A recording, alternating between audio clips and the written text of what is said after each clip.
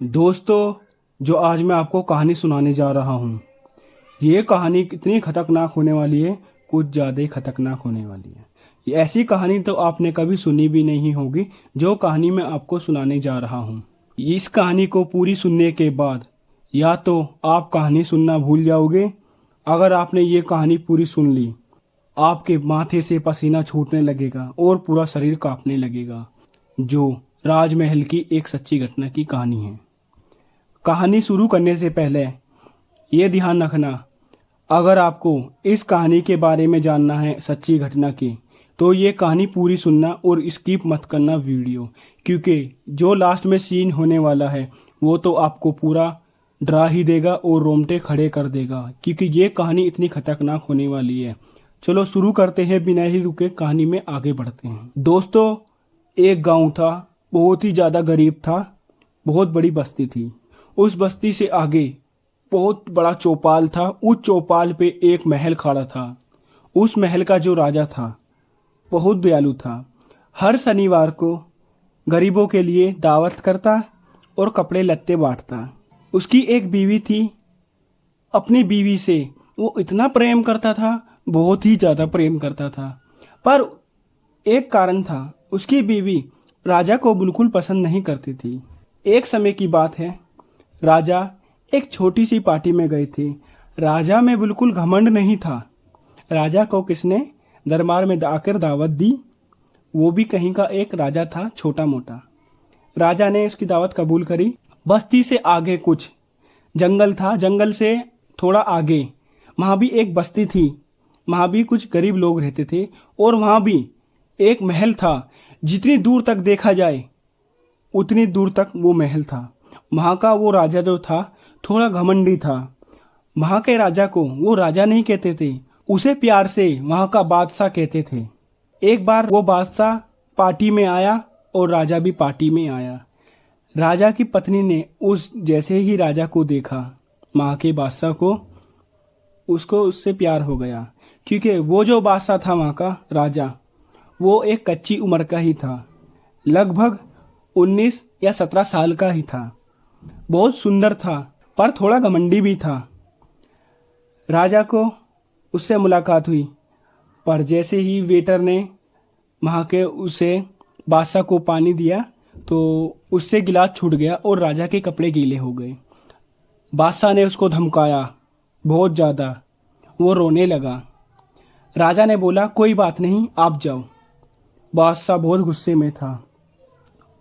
तो राजा बोलता है, ये तो आपने सही नहीं किया, ये तो दरअसल नाइंसाफ़ी है।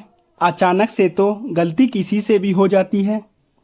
राजा ने ये बात सही की थी, पर बादशाह को ये बात बुरी लगी। बादशाह ने बोला, तुम मेरे बीच में ना बोलो तो सही है। बल्कि बादशाह को पता था ये बहुत बड़ा महल का राजा है, फिर भी वो उससे अटल रहा।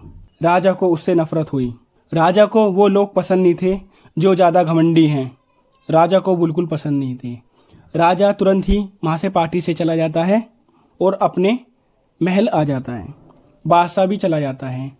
एक बार ऐसा होता है, रानी को तो बादशाह से बहुत प्यार हो गया था, वहाँ के राजा से।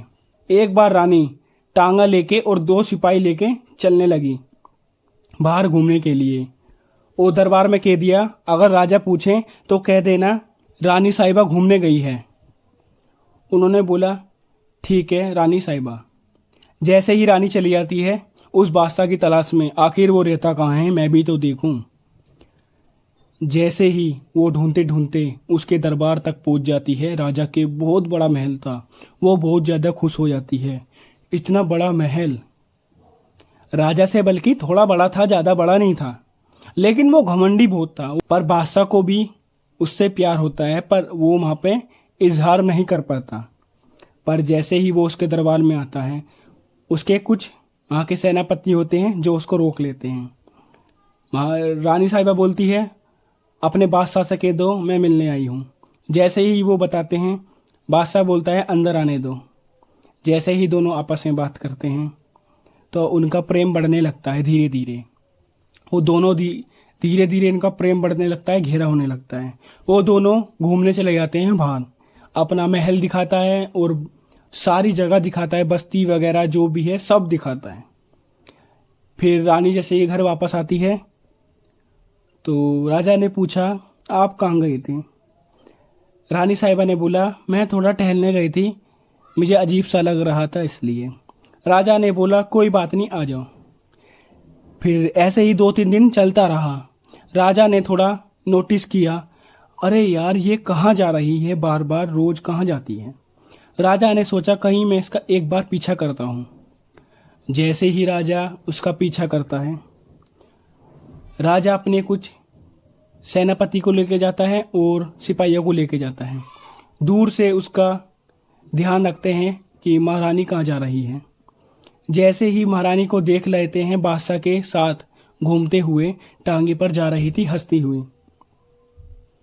जैसे ही राजा तुरंत ही पहुंचते हैं आगे की साइड, क्योंकि वे बहुत ही दूर से दूरबीन से देख रहे थे कि आखिर महारानी जा कहाँ रही है। तो जैसे ही राजा को पता लगता है ये तो बादशाह के साथ घूम रही है, वो बहुत ही ज़्यादा गुस्सा होता है। जब आगे जाके सेनापति और कुछ सिपाही उसको घेर लेते हैं, माँ के बादशाह को, बादशाह तो कैसे ना कैसे करके वहाँ से रफू चक्कर हो जाता है, पर वहाँ पे महारानी को पकड़ लेते हैं। जैसे ही पकड़ लेते हैं, महारानी अपनी गलती मानती है, पर राजा को ये पसंद नहीं था। जो भी गलती करे उसे सजा मिलती है, चाहे वो घर का सदस्य हो चाहे बाहर का, सजा सबके लिए बराबर है। पर वो उसको उतनी बुरी सजा देता है, वो तो आपको सुन के आपके रोंगटे खड़े हो जाएंगे और माथे से पसीना छूटने लगेगा। राजा उसको एक बहुत ही बड़े समुद्र के पास ले जाता है और अपना सेनापति से कह देता है, इसको एक बड़े से पत्थर से बांध के और पानी में फेंक दो। रानी बहुत माफ़ी मांगती है पाँव पकड़कर, पर राजा उसको माफ़ नहीं करता। तू मेरी नहीं हो सकी तो और किसी की क्या होगी? मेरे पास इतनी धन दौलत है, हर चीज़ है, तुझे किस चीज़ की कमी थी जो तू उस मेरे दुश्मन के साथ गई? रानी बहुत माफ़ी मांगती है, बहुत रोती है, पर राजा माफ़ नहीं करता। राजा मुंह फेर लेता है और बोल देता है अपने सेनापति से, मेरे हुक्म का पालन करो। सेनापति और सिपाही महारानी को बड़े से पत्थर से बांधकर और उसको पत्थर को धकेल देते हैं समुद्र की तरफ। जैसे ही महारानी मर जाती है वहाँ पानी में डूबकर, राजा को बहुत अफसोस होता है, पर राजा को दुख भी था इस चीज़ का कि मैं उससे बहुत ज़्यादा प्यार करता था। पर जैसे ही राजा, उसके सेनापति और सिपाही अब बादशाह के राजमहल की तरफ चलते हैं, वहाँ पर सारे के सारे हमला कर देते हैं और उसका पूरा राजमहल घेर लेते हैं और राजा को अंदर घुस के ही जलाकर जिंदा मार देते हैं। सारी सेनापति और जितने भी सिपाही थे सबको जिंदा जलाकर मार देते हैं। जब सबको जलाकर मार देते हैं तो वापस घर आ जाते हैं। वहाँ पर एक ताला लगा देते हैं बहुत ही बड़ा और उसको कपड़े से लपेट देते हैं और तागा लपेट देते हैं।